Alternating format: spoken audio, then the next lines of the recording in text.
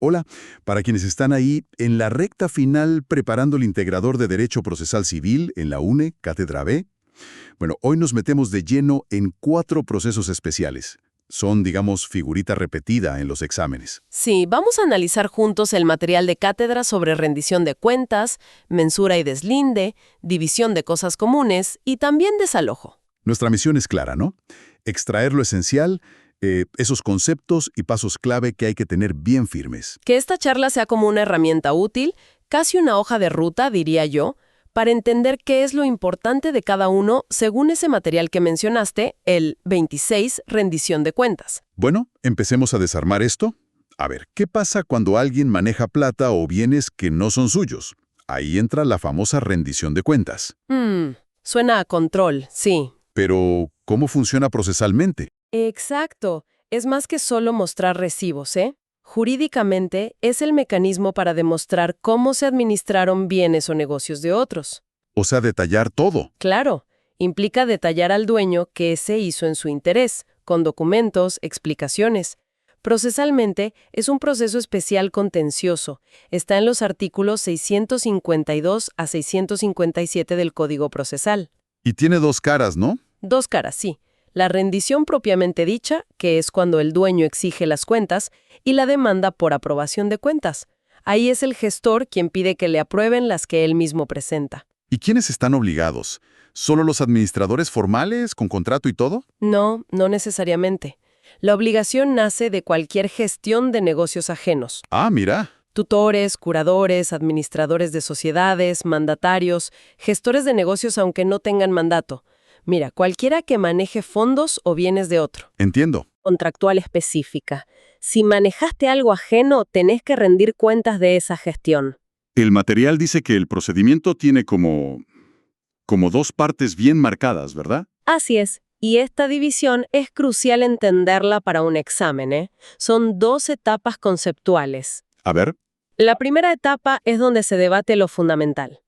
¿Existe o no la obligación de rendir cuentas? El quién debe y el por qué. Exacto. Y acá el trámite sigue las reglas del proceso ordinario. Ojo, que antes era sumario, pero la ley 25.488 lo cambió. ¿Importante ese cambio? Sí.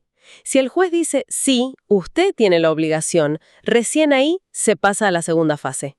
Si no se prueba la obligación, bueno, el juicio termina ahí nomás. Entendido. ¿Y la segunda etapa? Ahí sí es la de los números, los papeles, todo eso. Precisamente, es la rendición en sí misma.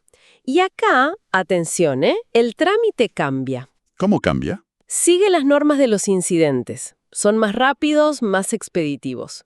Ah, bien. El obligado presenta el detalle, ingresos, egresos, los papeles que respaldan, explicaciones. Si no lo hace en el plazo que le dan, el actor, o sea, quien pidió las cuentas, puede presentar las suyas. Y se aprueban así nomás. Bueno, si el demandado no prueba que son incorrectas, se aprueban. Pero el juez siempre tiene que revisarlas, no es automático. Ahora, si el obligado sí presenta las cuentas, se le da traslado al actor. Para que diga si está de acuerdo o no. Claro, para que las acepte o las impugne. Y la sentencia final aprueba o desaprueba esas cuentas y fija el saldo a pagar, si es que hay uno. ¿Y si es al revés? El gestor que quiere, digamos, limpiar su gestión y presenta las cuentas él, esa es la demanda por aprobación de cuentas del 657. Justamente, ahí el gestor es el actor. Demanda pidiendo la aprobación, adjunta las cuentas y, ojo, si resultó deudor, tiene que consignar el saldo. ¿Y el trámite? También por vía incidental. Y acá la carga de impugnar es del demandado, del dueño. Tiene que objetar de forma concreta, detallada, qué partidos no acepta. Si no lo hace, bueno, las cuentas se tienen por aprobadas. Clarísimo el mecanismo. Ahora, cambiemos de terreno, literalmente. Hablemos de inmuebles. Mensura y deslinde. Ajá. Suenan parecido, a medir, pero el material insiste en que son muy distintos. ¿Cuál es la diferencia clave? Es una diferencia fundamental, sí. Y un punto clásico de evaluación esto. La mensura, que está en los artículos 658 a 672, es un procedimiento de jurisdicción voluntaria. Voluntaria, ok. Su objetivo es técnico. Determinar en el terreno la extensión y los límites según el título de propiedad. Busca plasmar en un plano lo que dice el título. El resultado es un plano aprobado judicialmente. ¿Quién la pide? La pide el propietario, aunque no esté poseyendo el inmueble en ese momento. Y lo más importante a recordar, la mensura no da ni quita derechos de dominio o posesión. Ah, eso es clave. Si hay conflicto sobre quién es el dueño o quién tiene la posesión, eso va por otro juicio. Reivindicatorio, posesorio, lo que sea. Entonces, la mensura es como una foto técnica del título, pero en el campo. El trámite es muy complicado. Tiene sus pasos, claro, pero lo central es, el propietario solicita, presenta su título, los datos de los linderos, designa un agrimensor. El juez ordena la mensura, ordena publicar edictos citando a interesados y le notifica a Catastro. ¿Y el agrimensor? El agrimensor tiene que citar a los linderos, avisarle al que pidió la mensura y seguir las directivas que le dé Catastro. ¿Y qué pasa si un vecino, mientras están midiendo, dice, no, por acá no es? ¿Se frena todo? No. Y esto es clave, está en el artículo 663.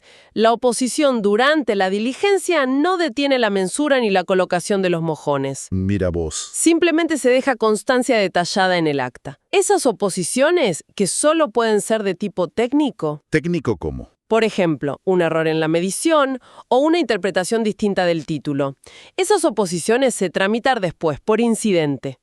El juez las va a resolver cuando decida si aprueba o no la mensura. Pero insisto, si la oposición es, che, este terreno es mío, eso ya excede la mensura. Entendido. Se sigue midiendo y después se ve. Catastro da un informe técnico. ¿Y ahí? Si Catastro no observa nada y no hay oposiciones técnicas de linderos, o si las hubo pero ya se resolvieron, el juez aprueba la mensura. Si hay observaciones, bueno, se da traslado, se escucha al perito y el juez resuelve. Pero recuerden esto, la aprobación judicial de la mensura no hace cosa juzgada sobre el dominio. Captado. Mensura. Voluntaria. Técnica. Basada en el título. No define propiedad. Ahora, el deslinde. Artículos 673 a 675. Acá sí hay conflicto. Exacto. El deslinde es un proceso contencioso. La finalidad es otra. Busca fijar la línea divisoria entre propiedades que son contiguas, pero cuando los límites están confundidos. ¿Confundidos cómo? Porque nunca se fijaron bien o porque desaparecieron las marcas, los mojones. Busca terminar con esa incertidumbre de por dónde pasa exactamente la línea. ¿Qué se necesita para que proceda? Requisitos clave. Primero, inmuebles vecinos contiguos. Segundo, límites confundidos. Tercero, y esto es importante, que no se esté discutiendo la propiedad misma de los terrenos. Si la discusión es sobre a quién pertenece el terreno en sí, eso va por reivindicación. Entiendo. Aplica a inmuebles rurales u urbanos que no estén edificados. Y la legitimación activa la tienen los titulares de derechos reales y la pasiva, bueno, el propietario del fundo vecino. ¿Se puede arreglar entre vecinos o siempre hay que ir a juicio? Hay dos vías. Puede ser convencional, si se ponen de acuerdo, lo hacen por escritura pública, interviene Catastro igual y se pide la homologación al juez. Eso es jurisdicción voluntaria, está en el 673. ¿Y si no hay acuerdo? Y si no hay acuerdo, es judicial. Ese es el proceso contencioso del artículo 674 y tramita por las normas del proceso ordinario. ¿Cómo es ese trámite judicial? Bueno, se presenta la demanda, se da traslado. Si el demandado se allana, o sea, acepta hacer el deslinde, el juez designa un agrimensor de oficio para que haga la mensura. ¿Y después? Se presenta esa mensura, se da traslado a las partes por 10 días. Si están todos de acuerdo, el juez aprueba y fija el deslinde. Si hay alguna oposición técnica a esa mensura, bueno, se resuelve. ¿Y si no hay forma de saber por dónde iba el límite? Si no se logran determinar los límites, el juez puede dividir la zona dudosa por la mitad, como dice el Código Civil, y la sentencia firme se ejecuta con el amojonamiento. ¿Amojonamiento? Sí, simplemente colocar las marcas físicas, los mojones, en la línea que fijó el juez. Artículo 675. Pero, a ver, ¿y si el demandado se opone a la idea misma de hacer el deslinde? No a la medición, sino a que se haga. Buena pregunta. Ahí hay que ver por qué se opone. Si dice, mira, ese terreno y el del actor son míos y presenta papeles que parecen serios, Ajá. entonces se rechaza el deslinde. El actor tendrá que iniciar una acción reivindicatoria. Ahora, Si se opone por otras razones, por ejemplo, dice, nuestros terrenos no son contiguos o están edificados, esa defensa se sustancia como en un juicio ordinario. ¿Y si el juez no le da la razón? Si el juez rechaza la oposición, ordena igual la mensura como si el demandado se hubiera allanado desde el principio. Bien. Creo que la diferencia entre mensura, para verificar límites según el título, y deslinde, para fijar límites que están confundidos, quedó bastante clara. Esperemos que sí. Hacemos a otro escenario muy común, la división de cosas comunes. Esto es para cuando los copropietarios ya no quieren seguir juntos en eso, ¿no? Precisamente. Es otro proceso especial y contencioso. Artículos 676 y 677. Un condominio demanda a los demás para terminar con esa copropiedad y dividir el bien, sea mueble o inmueble. Requisitos importantes para el examen. A ver, repasemos. 1. Competencia. Lugar del inmueble. O si es mueble, lugar del bien o domicilio del demandado. 2. Legitimación. Activa el condominio. Con título si es inmueble. Pasiva, y esto es clave, todos los demás condominios. Es un litisconsorcio necesario. Hay que demandar a todos, sí o sí. Sí o sí. 3. Que la cosa sea divisible y no esté bajo indivisión forzosa, ya sea legal, como el bien de familia, o pactada, que tiene un máximo de 5 años renovables o impuesta por testamento, máximo 10 años. Ok. 4. La copropiedad tiene que estar clara, reconocida. Si se discute si son o no condóminos, eso va por otra vía primero. 5. Que no haya otro condominio diciendo yo poseo esto exclusivamente. Eso también requeriría otra acción. ¿Y cómo se desarrolla? También va por etapas, como la rendición de cuentas. Sí, es parecido en eso. Tiene una primera etapa donde se discute el derecho a pedir la partición. Si se puede o no dividir. Exacto. El actor además propone una forma de dividir. El trámite es ordinario. Si el demandado acepta la división y también la forma que propuso el actor, listo. El juez disuelve el condominio y ordena ejecutar de esa forma. ¿Y si acepta dividir, pero no cómo? Si acepta la división pero discute la forma, el juez igual disuelve el condominio, pero la forma se va a discutir en la segunda etapa. Y si se opone directamente a la partición, por ejemplo, negando el condominio o alegando una indivisión forzosa, bueno, se resuelve eso primero. Si la oposición no prospera, se declara procedente la división. Y la segunda etapa define el cómo se parte concretamente. Correcto. Una vez que está firme la sentencia que admite la división, el juez convoca a una audiencia. Artículo 677. ¿Para qué es la audiencia? Depende. Si la sentencia ya fijó la forma, por ejemplo, dijo hay que vender en subasta, la audiencia es para ponerse de acuerdo en quién será el martillero o los peritos tasadores si hicieran falta. Si no hay acuerdo, decide la mayoría, o si no, el juez. ¿Y si la sentencia no dijo cómo dividir? Entonces, la audiencia es para que las partes intenten acordar la forma. Si no lo logran, decide el juez. Y la regla general que viene del Código Civil y Comercial es priorizar la partición en especie. O sea, dividir físicamente la cosa. Claro, siempre que sea posible y no resulte antieconómico. Si no se puede dividir en especie, ahí sí se ordena la venta en subasta pública y se reparte la plata. Perfecto. Nos queda el último y quizá el que más se ve en la práctica. El desalojo. Artículos 680 a 688. Recuperar un inmueble ocupado. ¿Contra quiénes procede específicamente? Es un proceso contencioso y, ojo, que tras la reforma de la Ley 25.488 tramita por las normas del ordinario. Esto es clave. Proceso ordinario ahora. Bien. Sirve para recuperar la tenencia de un inmueble. El artículo 680 dice que procede contra quien tiene obligación de restituirlo, como un locatario, un comodatario, un tenedor precario, o contra ocupantes sin derecho alguno, los llamados intrusos. ¿Quién puede iniciarlo? La legitimación activa. ¿Quién tiene derecho a pedir que se vayan? Es amplia, ¿eh? El propietario, el condómino contra intrusos o si venció un alquiler, por ejemplo, el locador, el locatario principal contra un sublocatario, el usufructuario, el poseedor, el comodante. Básicamente cualquiera que tenga un derecho a exigir que le devuelvan el inmueble. ¿Y a quiénes se puede demandar? La legitimación pasiva. Bueno, a los que mencionamos. Locatarios, sublocatarios, tenedores precarios, intrusos. Y la ley añade cualesquiera otros ocupantes cuyo deber de restituir sea exigible. Esa frase es amplia. Sí, es amplia. El concepto de intruso es central. Es el que ocupa sin título y sin consentimiento. Pero, ojo acá, quien entró con permiso, por ejemplo con un contrato o por tolerancia del dueño, no se convierte en intruso solo porque ese permiso termina. Ah, importante diferencia. Sí. Y la referencia a otros ocupantes también es amplia. Puede ser, por ejemplo, un conviviente que no es titular y la pareja se rompe, o un ex empleado al que se le daba alojamiento como parte del sueldo. Lo fundamental es demandar y notificar a todos los que estén ocupando, para que la sentencia después les sea oponible. Aquí llegamos a un punto que sé que genera mucho debate y que el material de la cátedra parece destacar especialmente. ¿Puede el demandado frenar el desalojo diciendo, che, yo soy poseedor o yo soy el dueño? ¿Cómo juega eso ahora que el desalojo es un juicio ordinario? Ese es el nudo gordiano, sí. Y la perspectiva que trae el material es fundamental para entender la visión actual de la Cátedra B, me parece. A ver. La visión clásica decía, el desalojo es para discutir quién tiene derecho a usar el inmueble, no para discutir quién es dueño o quién es poseedor.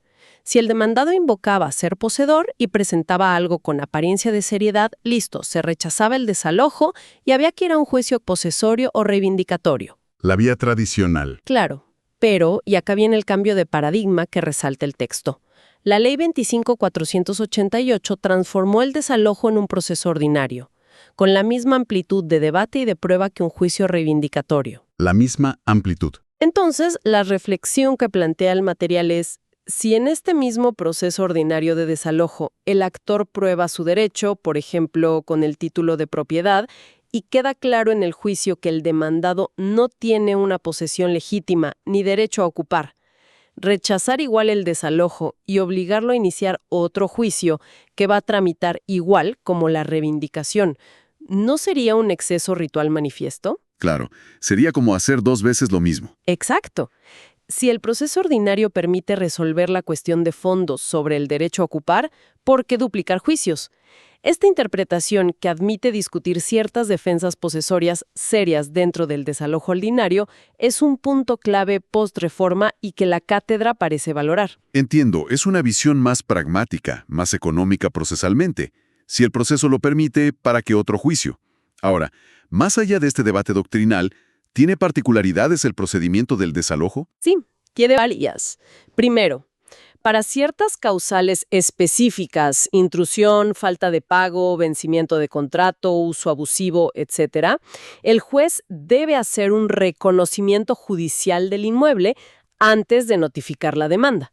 Lo dice el 680 ter. Antes de notificar, ok. Segundo, la notificación es crucial. Tiene que hacerse en el inmueble mismo. Y el oficial notificador tiene la obligación de informar a todas las personas que encuentre allí sobre la existencia del juicio y los derechos que tienen. Es el artículo 684. Y se admite la reconvención. Que el demandado contrademande, por ejemplo, diciendo que el título del actor es nulo. Tradicionalmente, la jurisprudencia era muy restrictiva con eso, para no desnaturalizar el desalojo. Pero, siguiendo la misma lógica del trámite ordinario que venimos hablando, el material sugiere que si hay conexidad entre las pretensiones, debería admitirse. Es otro punto donde la naturaleza del proceso ordinario choca con la visión anterior más limitada del desalojo. ¿Y la prueba? ¿Hay alguna restricción? Rige la amplitud del ordinario, como dijimos. Salvo una excepción importante, que está en el artículo 685. Si el desalojo es por falta de pago o por vencimiento de contrato de locación, solamente se admite prueba documental, de confesión y pericial, nada más. Bien acotado ahí. Finalmente, la sentencia. Ordena el lanzamiento, el desalojo. ¿Contra quién es efectiva esa orden? Ordena desalojar, sí, y es efectiva contra todos los ocupantes, siempre que hayan sido debidamente notificados o hayan intervenido en el juicio. Ah, bien, la notificación es la clave. Claro. El texto critica un poco la redacción del artículo 687, porque podría sugerir que afecta incluso a los no notificados, lo cual violaría claramente el derecho de defensa. Y los plazos para el lanzamiento varían. 10 días si son ocupantes legítimos desalojados por una causa imputable, falta de pago, vencimiento o en la condena de futuro. 90 días para otros ocupantes legítimos y solo 5 días si son intrusos. Eso está en el 686. ¿Y es posible conseguir que devuelvan el inmueble antes de la sentencia? Leí algo de una entrega cautelar. Sí, existe. Está en los artículos 680 bis para la intrusión y 684 bis para falta de pago o vencimiento de contrato. Una vez que se contestó la demanda, o sea, trabada la litis, el actor puede pedir la entrega inmediata. ¿Qué necesita probar? Tiene que demostrar la verosimilitud de su derecho y ofrecer una caución, una garantía, por si después se demuestra que no tenía razón. Se discute si además necesita probar peligro en la demora, pero la ley no lo exige expresamente para estos casos. Y para terminar con desalojo, la condena de futuro. Artículo 688. Eso es demandar por las dudas, antes de tiempo. Algo así, sí. Permite al locador iniciar la demanda de desalojo antes de que venza el plazo del contrato. La sentencia se dicta, ordena el desalojo para la fecha de vencimiento, pero lógicamente solo se puede ejecutar después de que esa fecha llegue. ¿Y las costas en ese caso? Si el demandado se allana y después cumple puntualmente con la entrega en término, las costas las paga el actor. Lo mismo si se opone, pero igual cumple. Bueno, creo que hicimos un recorrido bastante completo por estos 4 procesos. Rendición de cuentas, mensura, deslinde, división de cosas comunes y desalojo. Sin duda, son puntos clave para el final de procesal civil en la UNE. Absolutamente. Yo diría que lo esencial es captar bien el para qué de cada proceso. ¿Cuál es su finalidad específica? ¿Cuáles son sus requisitos particulares, legitimación, competencia, los hechos que hay que probar? Y, por supuesto, los pasos procesales distintivos de cada uno. Y recordar las diferencias clave, ¿no? Sí, recordar esas diferencias. Mensura voluntaria versus deslinde contencioso, las etapas bien marcadas en rendición de cuentas y en división de cosas comunes, y sobre todo prestarle atención a este debate moderno sobre el alcance del desalojo y las defensas posesorias ahora que tramita como ordinario. Eso último me parece un tema muy actual y muy relevante para la perspectiva de la cátedra. Sí, creo que este repaso, bien focalizado en el material de la Cátedra B, les da a los estudiantes una guía clara sobre dónde poner el acento para el examen. ¿Alguna reflexión final para que se queden pensando? Muchos de ellos relacionados con inmuebles. ¿Son estas vías procesales tan especializadas siempre la forma más eficiente de resolver integralmente un conflicto? ¿A qué te refieres? Pensemos en un deslinde, donde en el fondo hay una duda seria sobre la propiedad, o en un desalojo donde el demandado plantea una defensa de posesión con argumentos fuertes. ¿Obligar a iniciar juicios separados, uno atrás del otro, es realmente eficiente? Claro, puede demorar mucho la solución final. Exacto. O sería mejor, quizás, en algunos casos, poder tener un proceso único, más amplio, que abarque todas las aristas conectadas del conflicto. ¿Dónde termina la utilidad de la especialización procesal y dónde empieza, tal vez, una fragmentación que puede demorar la justicia real para la gente? Es algo para pensar, ¿no? Un buen punto para la reflexión, sin duda. Con esto cerramos nuestra exploración de hoy. Muchísimo éxito a todos los que están preparando ese final integrador en la UNE.